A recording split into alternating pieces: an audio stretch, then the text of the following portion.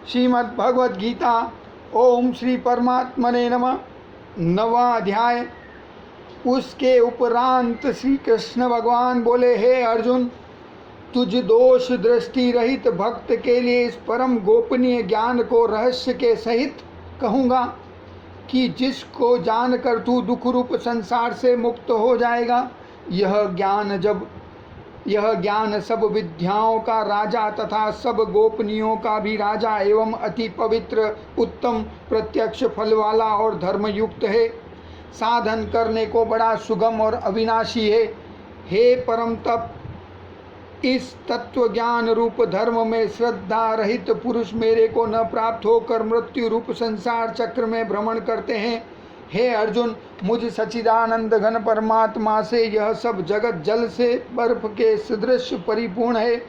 और सब भूत मेरे अंतर्गत संकल्प के आधार स्थित है। इसलिए वास्तव में मैं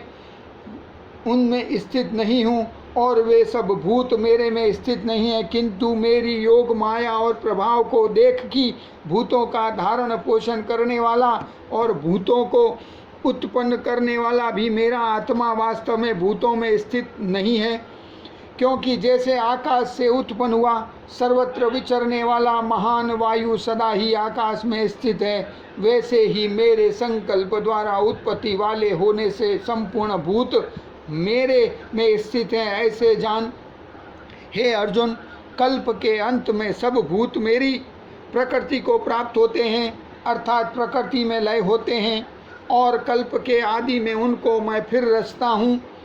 कैसे कि अपनी त्रिगुणमयी माया को अंगीकार करके स्वभाव के वश में परतंत्र हुए इस संपूर्ण भूत समुदाय को बारंबार उनके कर्मों के अनुसार रचता हूँ। हे अर्जुन, इन कर्मों में आसक्ति रहित और उदासीन के सदृश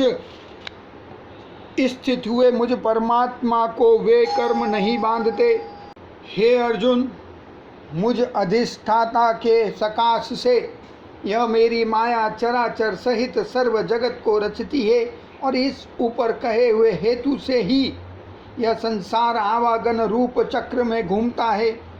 ऐसा होने पर भी संपूर्ण भूतों के महान ईश्वर रूप मेरे परम भाव को न जानने वाले मूढ़ लोग मनुष्य का शरीर धारण करने वाले मुझ परमात्मा को तुच्छ समझते हैं, अर्थात अपनी योग माया से संसार के उद्धार के लिए मनुष्य रूप में विचरते हुए को साधारण मनुष्य मानते हैं, जो कि वृथा आशा, वृथा कर्म और वृथा ज्ञान वाले अज्ञानी जन राक्षसों के और असुरों के जैसे मोहित करने वाले तामसी स्वभाव को ही धारण किए हुए हैं। परंतु हे कुंती पुत्र, देवी प्रकृति के आश्रित हुए जो महात्मा जन है, वे तो मेरे को सब भूतों का सनातन कारण और नाश रहित अक्षर स्वरूप जानकर अनन्य मन से युक्त हुए निरंतर भजते हैं।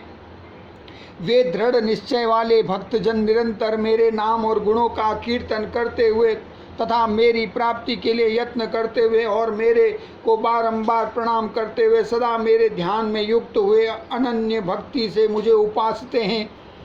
उनमें कोई तो मुझ विराट स्वरूप परमात्मा को ज्ञान यज्ञ के द्वारा पूजन करते हुए एकात्म भाव से, अर्थात जो कुछ है सब वासुदेव ही है, इस भाव से उपासते हैं, और दूसरे पृथकत्व भाव से, अर्थात स्वामी सेवक भाव से, और कोई बहुत प्रकार से भी उपासते हैं। क्योंकि क्रतु अर्थात श्रोत कर्म मैं हूँ, यज्ञ अर्थात पंच महायज्ञादिक स्मार्त कर्म मैं हूँ, श्रद्धा अर्थात पितरों के निमित्त दिया जाने वाला अन्न मैं हूँ, औषधि अर्थात सब वनस्पतियाँ मैं हूँ, एवं मंत्र मैं हूँ, घृत मैं हूँ, अग्नि मैं हूँ, और हवन रूप क्रिया भी मैं ही हूँ। हे अर्जुन, मैं ही इस संपूर्ण जगत का धाता अर्थात धारण पोषण करने वाला एवं कर्मों के फल को देने वाला तथा पिता, माता और पितामह हूँ, और जानने योग्य पवित्र ओमकार तथा ऋग्वेद, सामवेद और यजुर्वेद भी मैं ही हूँ। हे अर्जुन, प्राप्त होने योग्य तथा भरण पोषण करने वाला, सबका स्वामी, शुभाशुभ का देखने वाला, सबका वास स्थान और शरण लेने योग्य तथा प्रति उपकार न चाहकर हित करने वाला और उत्पत्ति प्रलय रूप तथा सबका आधार निधान और अविनाशी कारण भी मैं ही हूँ। मैं ही सूर्य रूप हुआ तपता हूँ तथा वर्षा को आकर्षण करता हूँ और वर्षाता हूँ। और हे अर्जुन, मैं ही अमृत और मृत्यु एवं सत और असत भी सब कुछ मैं ही हूँ। परंतु जो तीनों वेदों में विधान किए हुए सकाम कर्मों को करने वाले और सोम रस को पीने वाले एवं पापों से पवित्र हुए पुरुष मेरे को यज्ञों के द्वारा पूजकर स्वर्ग की प्राप्ति को चाहते हैं, वे पुरुष अपने पुण्यों के फल रूप इंद्रलोक को प्राप्त होकर स्वर्ग में दिव्य देवताओं के भोगों को भोगते हैं। वे उस विशाल स्वर्ग लोक को भोग कर पुण्य क्षीण होने पर मृत्यु लोक को प्राप्त होते हैं। इस प्रकार स्वर्ग के साधन रूप तीनों वेदों में कहे हुए सकाम कर्म के शरण हुए और भोगों की कामना वाले पुरुष बारंबार जाने आने को प्राप्त होते हैं, अर्थात पुण्य के प्रभाव से स्वर्ग में जाते हैं और पुण्य क्षीण होने से मृत्यु लोक में आते हैं। जो अनन्य भाव से मेरे में स्थित हुए भक्तजन मुझ परमेश्वर को निरंतर चिंतन करते हुए निष्काम भाव से भजते हैं, उन नित्य एकाकी भाव से मेरे में स्थित वाले पुरुषों का योगक्षेम मैं स्वयं प्राप्त कर देता हूँ। हे अर्जुन, यद्यपि श्रद्धा से युक्त हुए जो सकामी भक्त दूसरे देवताओं को पूजते हैं, वे भी मेरे को ही पूजते हैं, किंतु उनका वह पूजना अविधि पूर्वक है, अर्थात अज्ञान पूर्वक है। हे अर्जुन, यद्यपि श्रद्धा से युक्त हुए जो सकामी भक्त दूसरे देवताओं को पूजते हैं, वे भी मेरे को ही पूजते हैं, किंतु उनका वह पूजना अविधि पूर्वक है, अर्थात अज्ञान पूर्वक है, क्योंकि संपूर्ण यज्ञों का भोक्ता और स्वामी भी मैं ही हूँ, परंतु वे मुझ अधियज्ञ स्वरूप परमेश्वर को तत्व से नहीं जानते हैं, इसी से गिरते हैं, अर्थात पुनर्जन्म को प्राप्त होते हैं। कारण यह नियम है कि देवताओं को पूजने वाले देवताओं को प्राप्त होते हैं, पितरों को पूजने वाले पितरों को प्राप्त होते हैं, भूतों को पूजने वाले भूतों को प्राप्त होते हैं और मेरे भक्त मेरे को ही प्राप्त होते हैं, इसलिए मेरे भक्तों का पुनर्जन्म नहीं होता। हे अर्जुन, मेरे पूजन में यह सुगमता भी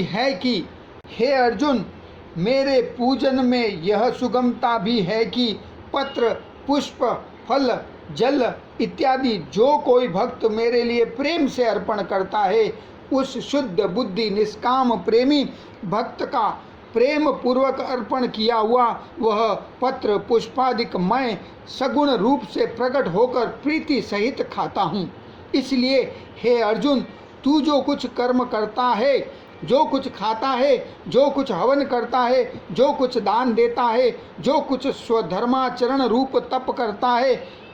वह सब मेरे अर्पण कर। इस प्रकार कर्मों को मेरे अर्पण करने रूप संन्यास योग से युक्त हुए मन वाला तू शुभाशुभ फल रूप कर्म बंधन से मुक्त हो जाएगा और उनसे मुक्त हुआ मेरे को ही प्राप्त होएगा। यद्यपि मैं सब भूतों में समभाव से व्यापक हूँ, न कोई मेरा प्रिय है और न प्रिय है, परंतु जो भक्त मेरे को प्रेम से भजते हैं वे मेरे में और मैं भी उनमें प्रत्यक्ष प्रकट हूँ। मेरी भक्ति का और भी प्रभाव सुन। यदि कोई अतिशय दुराचारी भी अनन्य भाव से मेरा भक्त हुआ मेरे को निरंतर भजता है, वह साधु ही मानने योग्य है। भक्ति का और भी प्रभाव सुन। यदि कोई अतिशय दुराचारी भी अनन्य भाव से मेरा भक्त हुआ मेरे को निरंतर भजता है, वह साधु ही मानने योग्य है, क्योंकि वह यथार्थ निश्चय वाला है, अर्थात उसने भली प्रकार निश्चय कर लिया है कि परमेश्वर के भजन के समान अन्य कुछ भी नहीं है। इसलिए वह शीघ्र ही धर्मात्मा हो जाता है और सदा रहने वाली परम शांति को प्राप्त होता है। हे अर्जुन, तू निश्चय पूर्वक सत्य जान कि मेरा भक्त नष्ट नहीं होता, क्योंकि हे अर्जुन, स्त्री, वैश्य और शूद्रादिक तथा पाप योनि वाले भी जो कोई होवे, वे भी मेरे शरण होकर तो परम गति को ही प्राप्त होते हैं। फिर क्या कहना है कि पुण्यशील ब्राह्मण जन तथा राजर्षि भक्तजन परम गति को प्राप्त होते हैं। इसलिए तू सुख रहित और क्षण भंगुर इस मनुष्य शरीर को प्राप्त होकर निरंतर मेरा ही भजन कर। अर्थात मनुष्य शरीर बड़ा दुर्लभ है, परंतु हे नाशवान और सुख रहित, इसलिए काल का भरोसा न करके तथा अज्ञान से सुख रूप भासने वाले विषय भोगों में न फंसकर निरंतर मेरा ही भजन कर। केवल मुझ सच्चिदानंदन नंदघन वासुदेव परमात्मा में ही अनन्य प्रेम से नित्य निरंतर अचल मन वाला हो और मुझ परमेश्वर को ही श्रद्धा प्रेम सहित निष्काम भाव से नाम गुण और प्रभाव के श्रवण कीर्तन मनन और पाठन द्वारा निरंतर भजने वाला हो तथा मुझ शंख चक्र गदा पद्म और किरीट कुंडल आदि भूषणों से युक्त पीतांबर वनमाला और कौस्तुभ मणिधारी विष्णु का मन वाणी और शरीर के द्वारा सर्वस्व अर्पण करके अतिशय श्रद्धा भक्ति और प्रेम से विवहलता पूर्वक पूजन करने वाला हो और मुझ सर्वशक्तिमान विभूति बल ऐश्वर्य माधुर्य गंभीरता उदारता वात्सल्य और सुहृदता आदि गुणों से संपन्न सबके आश्रय रूप वसुदेव को विनय भाव पूर्वक भक्ति सहित साष्टांग दंडवत प्रणाम कर इस प्रकार मेरे शरण हुआ तू आत्मा को मेरे में एकाकी भाव करके मेरे को ही प्राप्त हो जाएगा। इति श्रीमद्भगवत गीता रूपी उपनिषद एवं ब्रह्म विद्या तथा योग शास्त्र विषयक श्री कृष्ण और अर्जुन के संवाद में राज विद्या राज गुह्योग नामक नवा अध्याय